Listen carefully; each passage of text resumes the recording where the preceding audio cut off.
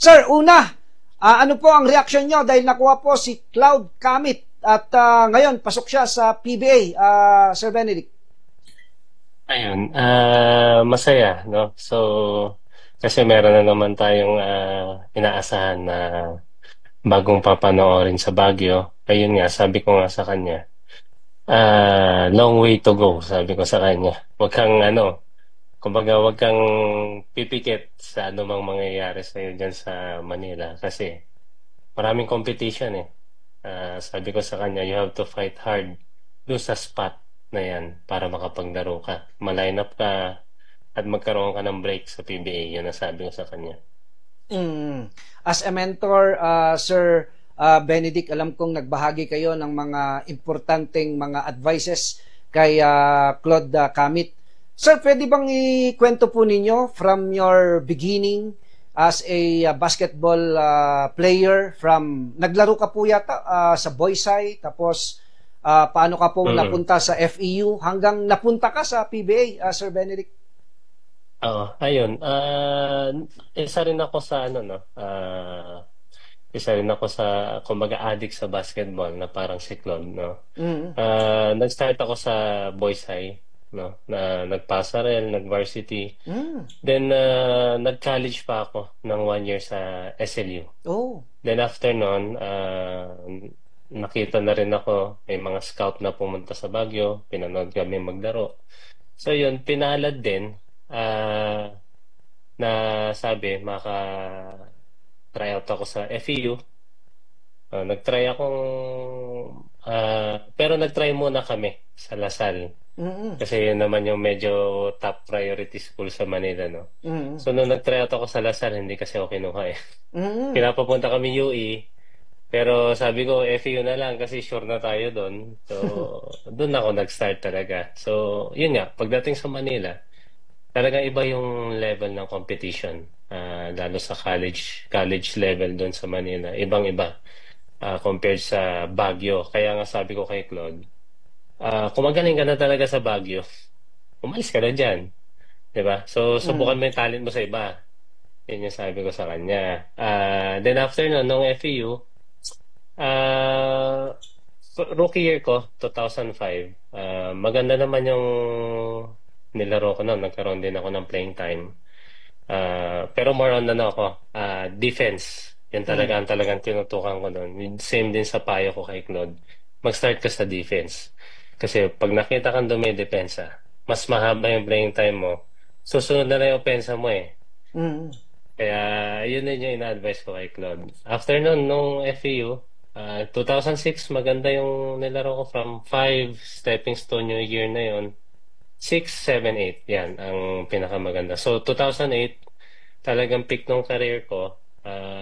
Nag-average ako ng mga 20 points a game nung FEU Mm. career ko eh. Mm. Then, nag-decide na ako magpa-draft. No? So, may pool kasi nung Gilas pool nun. Mm. So, invitation kasi yung Gilas pool nung time na yon. Yun yung pinakaunang Gilas team. Mm. Sila. Mm.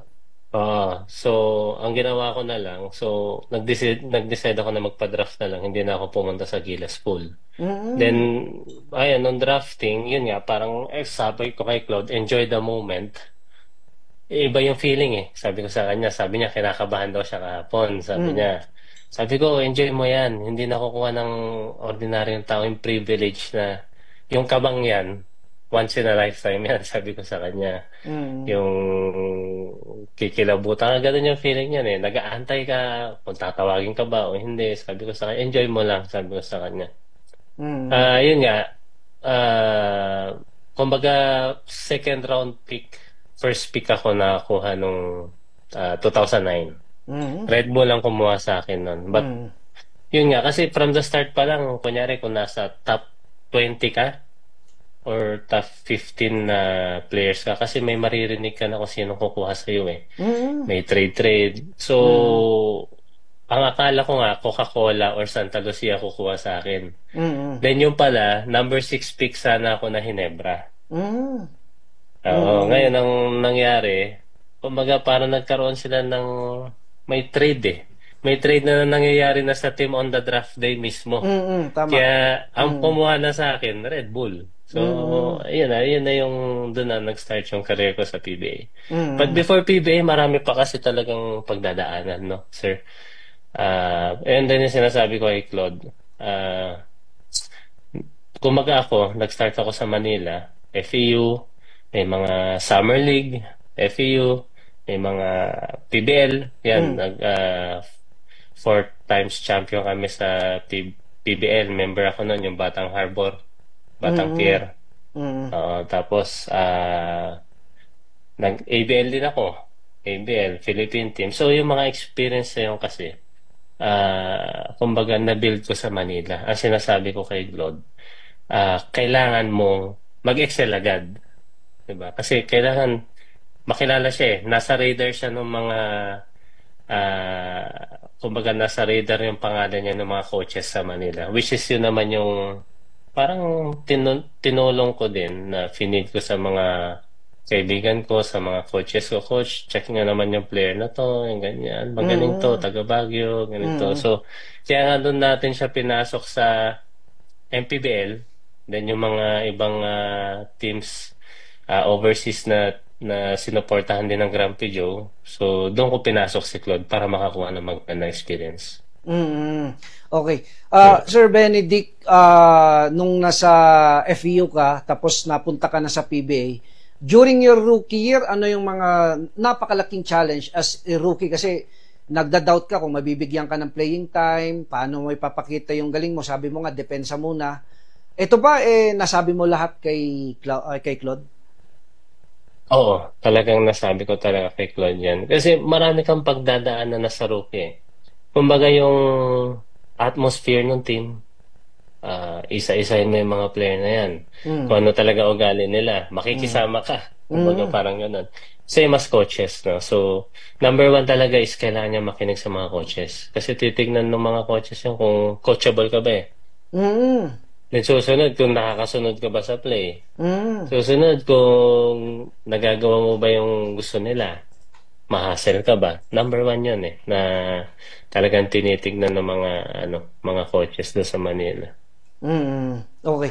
Sir Benedict, sa PBA, alam natin, napakaraming talent. Luzon, Visayas, Mindanao. Tapos tayo, syempre, Baguio. Parang medyo hindi tayo kilala pag sa sa national stage dahil malakas Central Luzon, Visayas, Mindanao.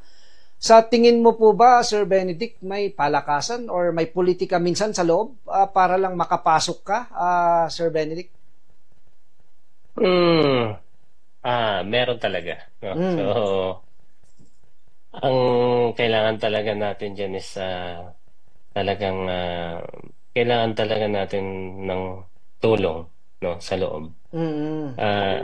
Parang based sa experience ko kasi, isa sa reason kung bakit nawala ako sa radar niyan eh, sa PBA. Nagkaroon kasi ng palakasan eh, which is parang masama sa loob mo. No? Ako, kilala ako ng mga coaches sa Manila niyan, yung mga teammates ko.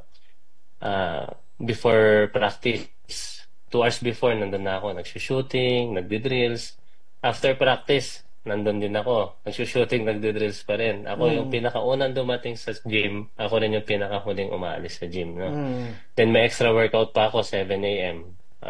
6 a.m., 7 a.m. Nagpa-plyometrics ako every other day. So, biruin mo yung hard work mo na yun, tas makakatapat ka lang ng merong parang may palakasan sa team. Diba? Parang madidismaya ka. But yun nga, be ready lang talaga si Claude kung anong mangyari sa kanya. Huwag siyang mawawalan ng lakas na loob pag may mga times na gano'n na yung nafe-feel niya. So, yun yung kailangan ko rin ma-advise sa kanya. No? Diba? Andito lang naman ako sa likod niya eh. Oo. Sir, Sir Benedict, sino na yung kwan? Mga kasabayan mo nung nagpa-draft ka, 08 ba yun or 09 na, Sir Benedict? 09, yan. Japet Aguilar yun, yung number 1 draft pick. Siya yung parang sila Chris Ross. Yung batch na yun, sobrang lalakas nun eh. May Menor, ano pa ba? Hindi ko na halos matandaan yung iba eh. Pero yun yung batch na, yung draft pick namin parang umabot lang sa 4th round.